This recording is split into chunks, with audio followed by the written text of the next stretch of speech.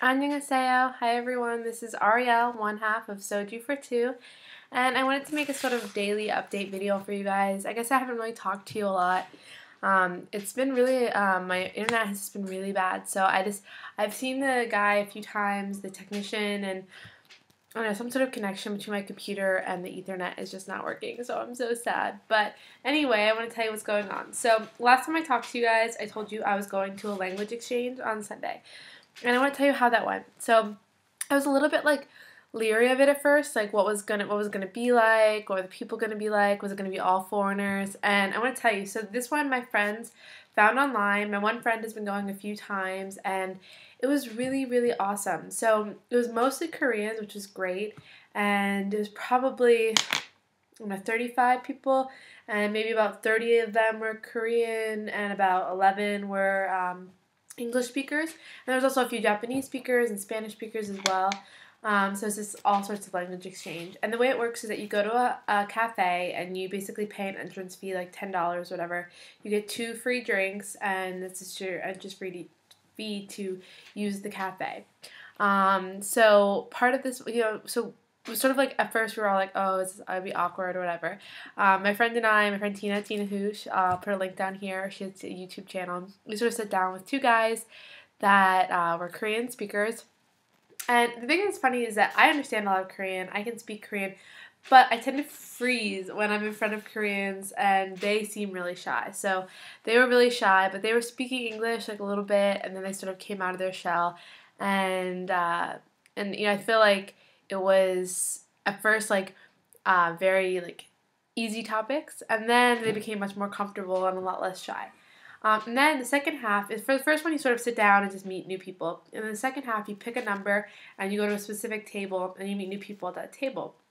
So the cool thing about that is that I got to meet some really cool teachers as well as non-teachers, and I set up an informal language exchange with another guy. So the cool thing about it is that you get to meet different people, not just, even though I met a few teachers, really I met people that were like designers, engineers, a few students, a few people that were in between jobs, just getting out of college. So it's really, I think it's really worthwhile to definitely meet different types of people. And yeah, coming out of it, I made a bunch of friends. Right off the bat, it's like everyone's so thirsty for someone to speak with. And since there were very few foreigners, I feel like we were sort of a hot commodity. A lot of people have been, KakaoTalk is really popular here. I don't know if you guys know what it is, but it's an app. I didn't know what it was until I got to Korea. It's this app, the yellow one, KakaoTalk, and I'll put the name of it here. And it's basically like a free messaging system, and it's a free app. And what you do when you get it, all of your friends will just have an account, and you can text message them for free, and you can also call, but the calls are really bad, but it's definitely worth it. So all Koreans have it, because most of the time, because there's no like back home, I had AT&T, and it was free AT&T phone-to-phone calling. And then you could have 5 people that weren't AT&T that you could call for free if they were in your plan or whatever, your family plan. But they don't have that here. So KakaoTalk is free to text message, so everyone uses that. So yeah, a bunch of people, gave them my KakaoTalk, and they've been sending me messages in really tiny little English sentences, and then I send them back tiny little Korean sentences. So I think it's really good. If for nothing else, it's just getting me working on writing, because that I've not done a lot of writing. My comprehension is pretty high, but my writing and reading is pretty low. So it's definitely awesome. I'm actually meeting up with one of the guys tomorrow, and he wants to do a language exchange. He's going to New York for 3 weeks in December. And so his sister's a flight attendant. She lives there, so he wants to sort of practice. So it's good, because even though he's only been studying English for 6 months, he's really high level. So hopefully he'll be able to just get more natural speech, and he'll also be able to help me with just breaking down. My biggest problem right now is conjugating, and because even though I know how the sentences sound, breaking it down to conjugate and things like that, so hard for me right now. So definitely I would like help with that. And sometimes I don't want to bother my co-teacher. She's so busy that I just think it's nice to have someone else that's willing to help, and it's definitely going to be a cool sort of thing. So I'll tell you about how that goes. Tomorrow night we're doing that. We're going to meet up at a cafe or something and just sort of study. So I'm excited.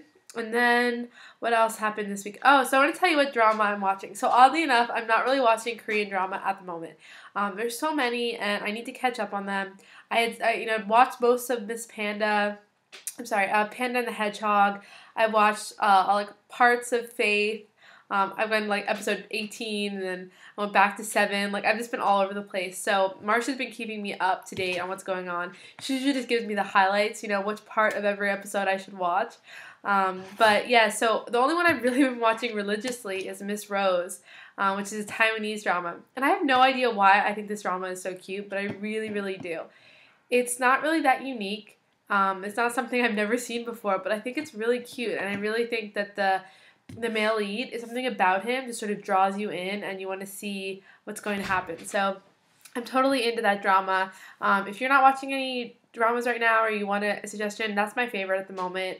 Yeah, I mean, I think that like Miss Panda and the Hedgehog has sort of lost its drama for me. I feel like I know where that's going, and a bunch of other dramas are not really my favorite at the moment. So I definitely feel like Miss Rose is really cute.